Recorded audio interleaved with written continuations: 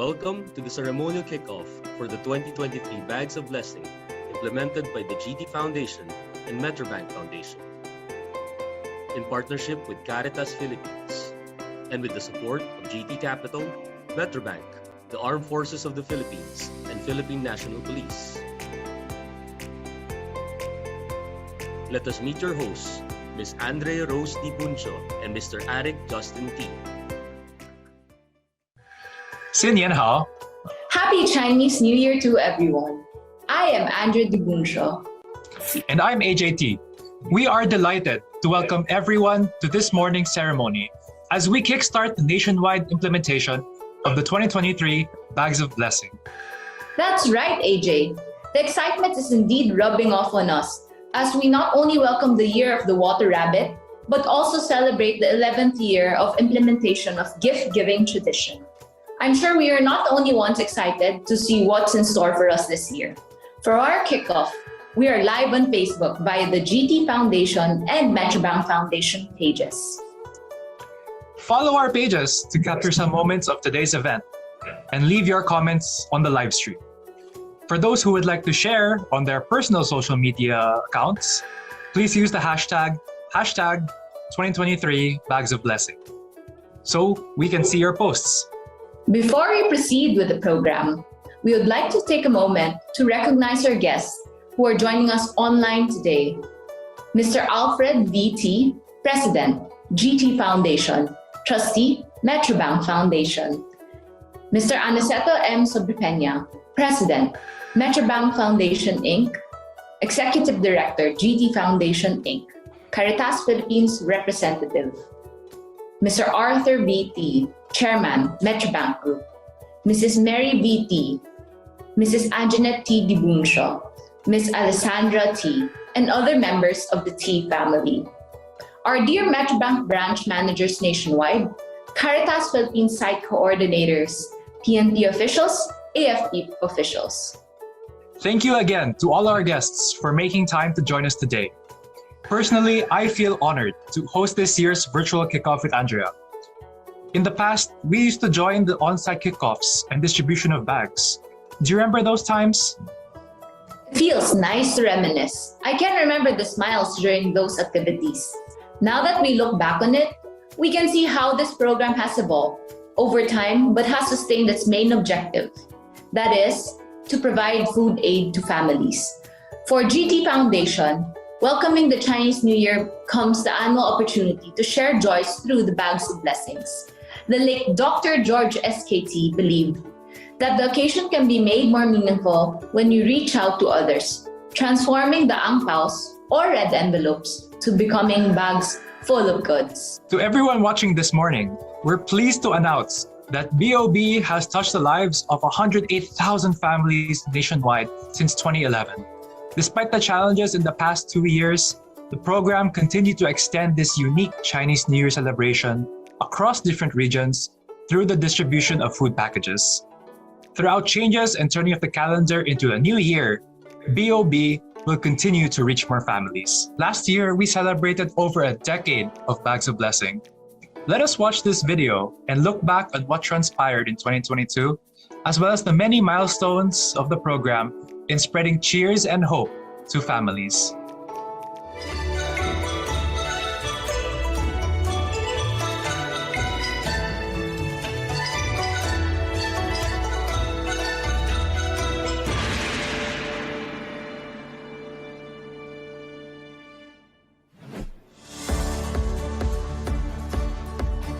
This program has stood the test of time as we now celebrate a decade of this gift-giving tradition. It signifies more than 10 years of sharing the Chinese New Year festivities, of handing out red bags of food packages to thousands of Filipino families nationwide. It is worth noting that behind this sustained legacy is the hard work of many hands and hearts of individuals united by the goal of providing food aid to our fellow men.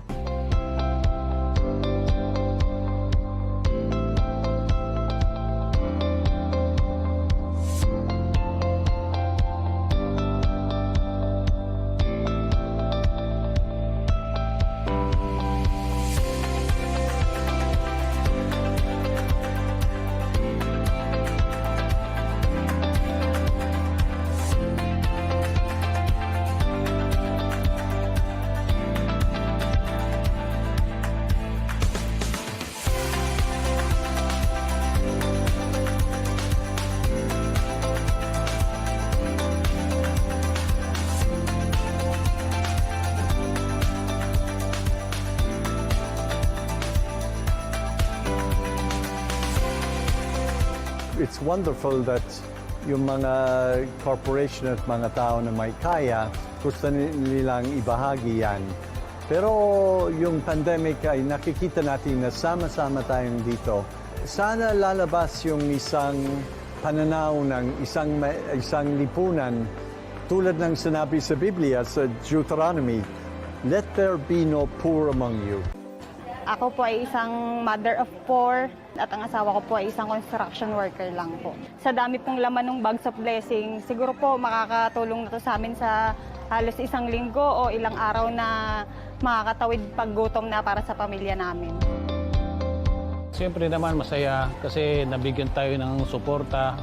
Kasi isa ako sa PWD, indigent ako, nagda-dialysis kasi wala na akong trabaho. Kailangan ko rin ng tulong.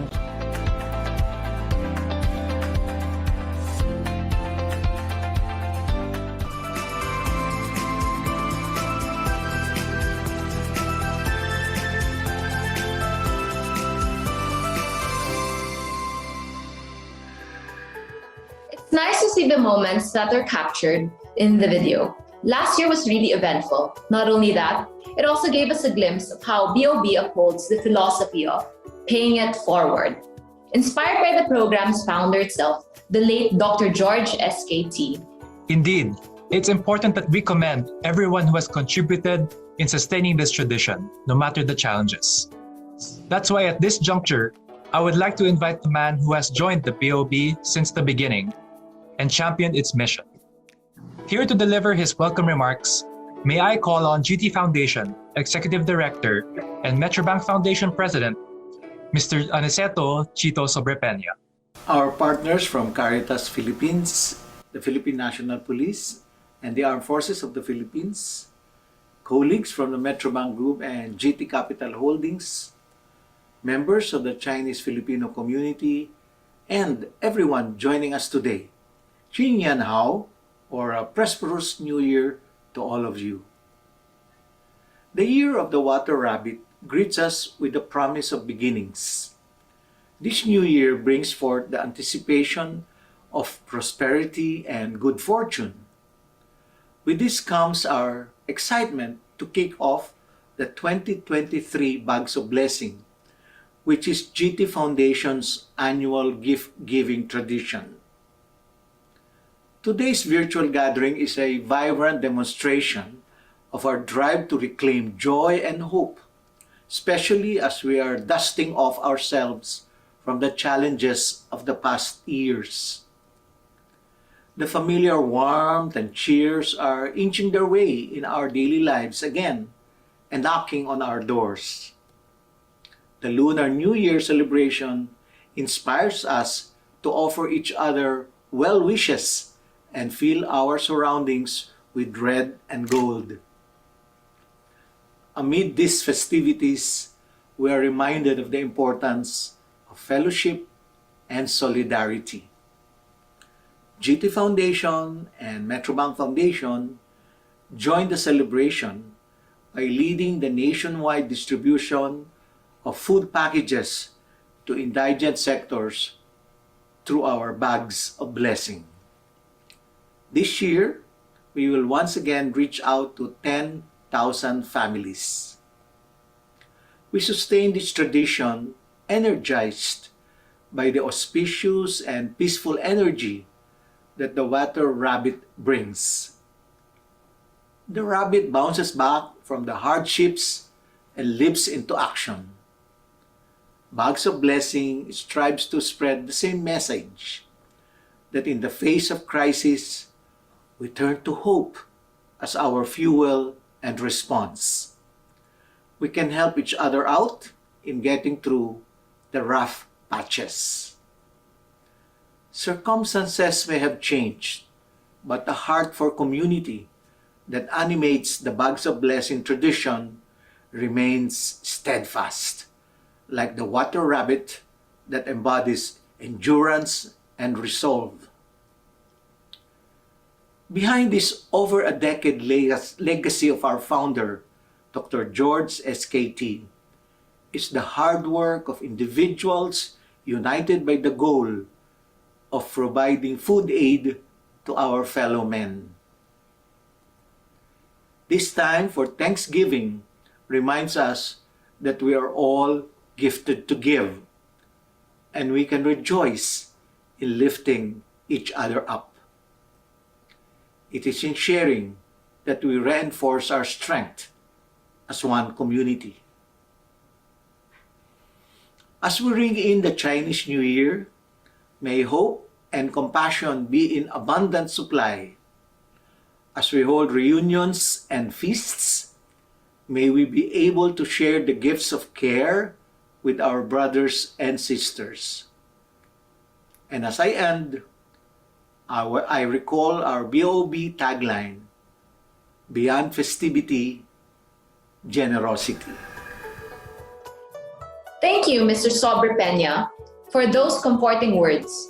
As we usher another year, we are energized by the promise of renewed hope. Each effort, no matter how small or grand, can contribute towards helping our nation recover from a series of difficulties. We are moved by the characteristics of the water rabbit, reminding us that we can bounce back and prosper by waiting for the opportune moment. We rally with the Filipinos in surpassing these tough times and forge better days ahead. How about you, AJ? What do you look forward to this 2023? Well, I'm glad to see the restrictions being lifted with a decline of COVID-19 cases in the country. For 2 years, our lives were marked by the health dangers that forced many of us indoors. There were tough times, and we are looking forward to much better days in 2023. But before we move with the next part of our program, I'm curious about how our brothers and sisters will celebrate the Year of the Water Rabbit, since after 2 years, many have missed the usual Chinese New Year activities. That's true, AJ. This time of the year, houses are usually decorated with vibrant colors inviting luck. Families exchanging ang paos, and the streets filled with the sight and sounds of merriment. The annual implementation of BOB is a collaborative effort. It is possible through the efforts of a network of individuals putting in their time and effort. From the identification of recipients, curating of goods to be included in the bags, to distribution of bags nationwide. All these steps are managed by people behind the scenes. It is the same for this year's run as we reach to 10,000 families in 20 sites across the country. We laud the hard work of Diocesan Social Action Center coordinators, Metrobank branch managers, our national partners of the Armed Forces of the Philippines, and Philippine National Police. Everyone involved deserves our gratitude. Today, they deserve the floor, since they are the ones who work tirelessly to ensure smooth preparations. In the coming days, they will also be the ones who are hands-on in implementing BOB in several locations. Let's hear their testimonials and stories through this video.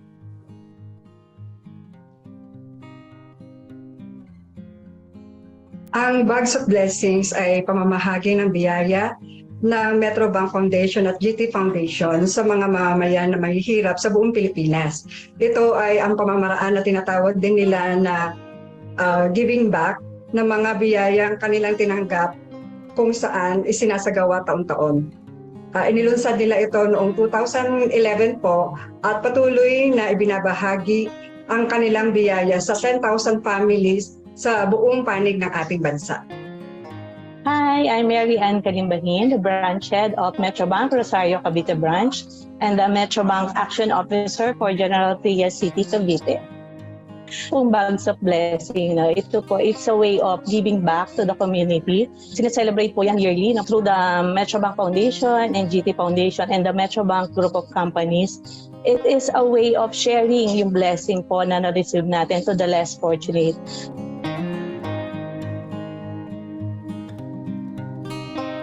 Dito po sa Archdiocese ng Cotabato as a Social Action Director, I am leading the ministry of really going into the grassroots of our society.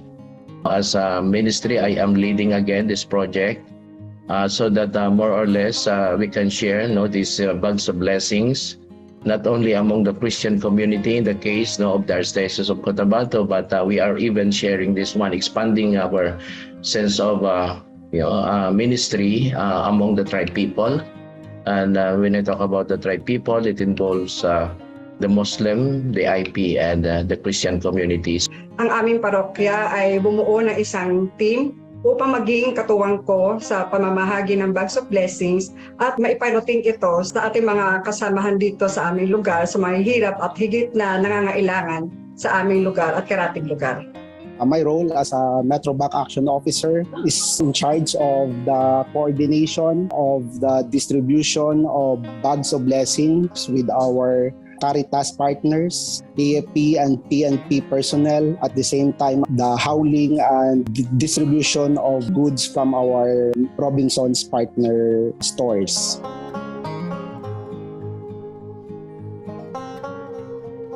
In behalf of them, I think that they are very much thankful, for receiving these gifts, coming from the company, and just to think that there are not only the Bangsamoro community are concerned about the situation, but there are also legitimate groups just like a Metrobank, coming from the outside, now helping and wanting to know the situation and trying to help, and then at least to extend such generous help, among our people.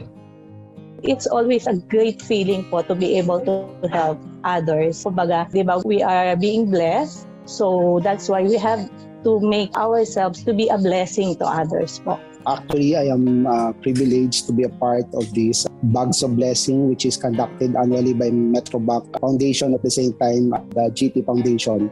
It is a way for the Metrobank group of companies to share our blessings with our brothers and sisters in the community, especially this time of pandemic that a lot of people are having a hard time just to augment their daily needs.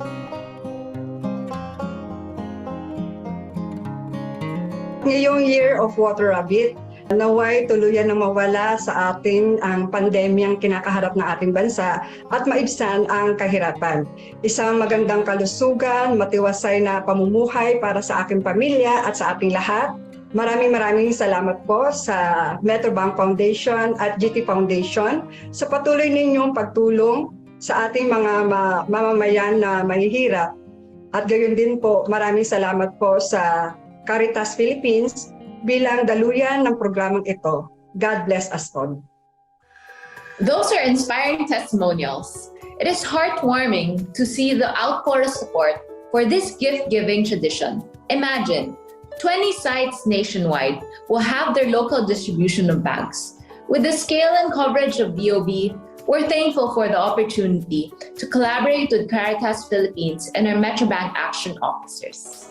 At the heart of BOB, of course, are the families who will receive the food packages in red bags. Let us also hear from some of our brothers and sisters who were chosen as beneficiaries of the 2023 Bags of Blessing. Galing po ko sa probinsya pero dito na po ako naka-reside sa Manila. Bali, na po ako, widow. 3 po yung mga anak ko, 2 lalaki at saka 1 babae. Ang trabaho ko po sa ngayon ay nag-aalaga po ng bedridden. Ako po si Erlene Hermosa Maturan. May 4 po akong anak. Nakatira po kami sa Manday, Cotabato City.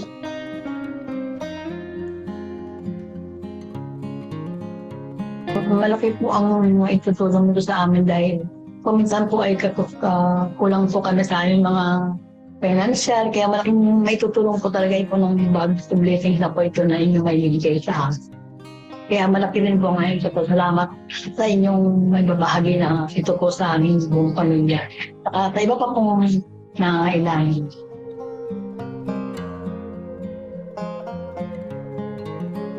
Ang aking hangarin sa buhay ay makapag-ipon para po sa kinabukasan ng aking mga anak.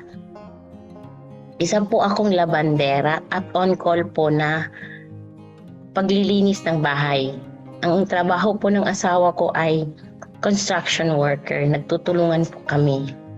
Ang aming gustong marating sa buhay at matupad ay maibigay namin mag-asawa ang pangangailangan ng aming mga anak sa abot namin makakaya.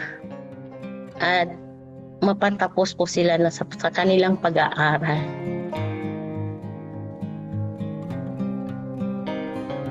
Nagpapasalamat po ako sa GT Foundation at saka Metrobank Foundation sa inyong kabutiang loob, magandang loob na magbibigay sa amin at katulad sa aming mga simpleng mamayan lamang na inyo po natulungan. Nawa po magpapalain po kayo ng Diyos upang madami pa po kayong matulungan po sa mga darating na panahon. God bless po. Wish ko lang po na marami pa po kayong matulungan na katulad kong mahihirap. At God bless you po na andyan kayo handang tumulong sa aming nangangailangan. And good health at walang sawang pagtulong sa ibang tao. It feels really great to know how this small help extended to the families could make such a big difference in their daily lives. Yes, we always stand beside them in facing the crisis confronting the nation. We're optimistic that the culture of sharing will always prevail, no matter the season and situation. At this point, we shall hear from Caritas Philippines through its National Director, Most Reverend Jose Colin M. Bagaforo. A blessed New Year to everyone. Our celebration today has indeed a very fitting name, Bags of Blessings. We are always honored at Caritas Philippines to be a part of this happy giving tradition of the GT Foundation and of Metrobank. While we recognize that we have this program because there is still a need that we need to fill, and because there is poverty lingering in the midst of our partner communities, we also know in our hearts that we do this because of our shared commitment to better the lives of our kababayans. We believe that if we continue this tradition of sharing, generosity, and compassion, we will create ripples in other communities with other groups and families. And despite what many of us might think, our poor brothers and sisters, ang mga tinatawag nating isang kahig, isang tuka, they actually are the ones who taught us how it is to give unconditionally. They are our examples of giving till it hurts, as what Mother Teresa would always say. Kaya sa bawat bag of blessings, ipanalangin natin ang mga tatanggap ng biyaya at pasasalamatan sila sa kanilang mga halimbawa ng walang humpay na pagbabahagi sa kanilang taus-pusong pagmamalasakit at sa pag-aalay kapwa. Maraming salamat po muli sa JT Foundation at sa Metrobank sa pagkakataong ibinibigay sa Caritas Foundation Philippines upang makibahagi sa tradisyong ito.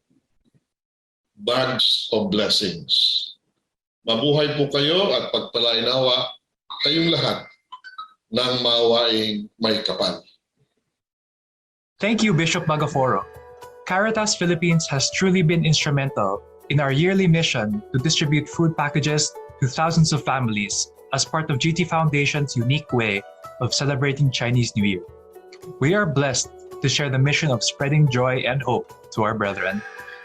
Andrea, we have now come to one of the highlights of today's kickoff, the ceremonial hand gesture to signal the start of the distribution of bags over the next few days.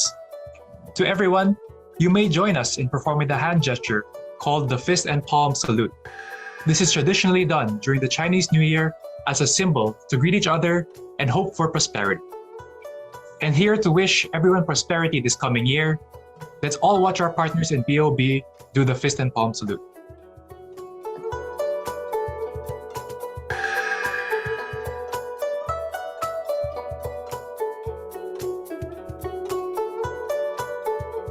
everyone was able to join and follow along.